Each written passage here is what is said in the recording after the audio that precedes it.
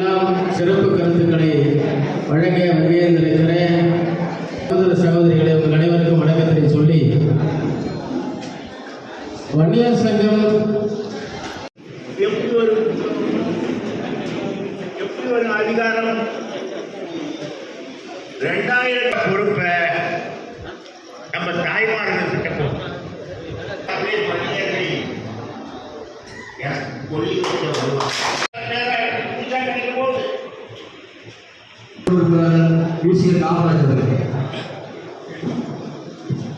அவர்களே, மாநில பொதுக்குழு உறுப்பினர் அத்தான் ஜெயராமன் அவர்களே, எனக்கு கீழே நடந்தாங்க.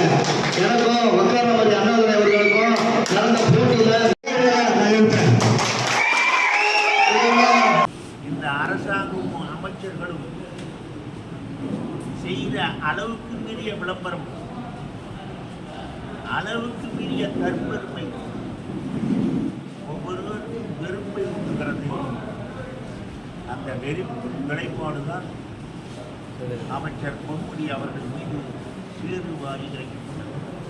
பாட்டாளி மக்கள் கட்சியும் வெற்றி கழகமும் கூட்டணி சேர்ந்தாலும் நீங்க கணக்கு சொல்றீங்க. நாங்கள் அந்த கணக்கு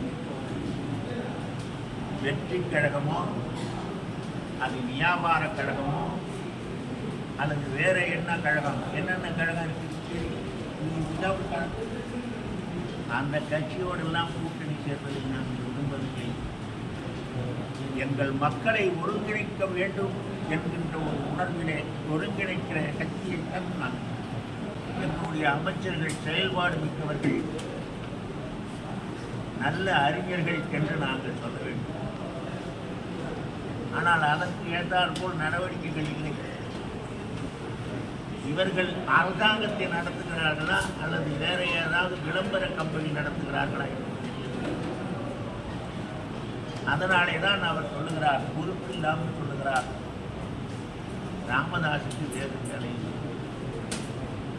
ஏனென்றால் ரொம்ப நுணுக்கமான கேள்வியை டாக்டர் ஐயா கேட்டார். அதானியால்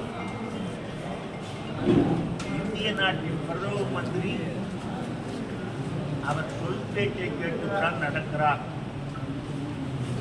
அதானியால் அரசாங்கத்துடைய செயல்கள் வெகுவாக குறைந்து விடுகிறது. அந்த அதானியின் மீது நடவடிக்கை எடுக்க வேண்டும். அந்த அதானியின் மீது நடவடிக்கை எடுக்க வேண்டும் என்று சொல்லுகின்ற அதே நேரத்திலே அமெரிக்க கோர்ட்டிலே அதானியின் மீது நடவடிக்கை நேர்மையாளராக இருந்தால் பதில் சொல்ல வேண்டியது தானே. அதை சொல்லாமல் ராமதாஸுக்கு வேற வேலை இல்லை. ராமதாஸுக்கு வேற வேலை இல்லைன்னா இவர் வேலை கொடுக்க போறாரா?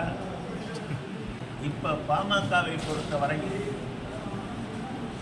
மக்களை அணிதிரட்டுவதே முக்கியம், விழிப்புணர்வு கொண்டவர்களாக மாற்றுவதே.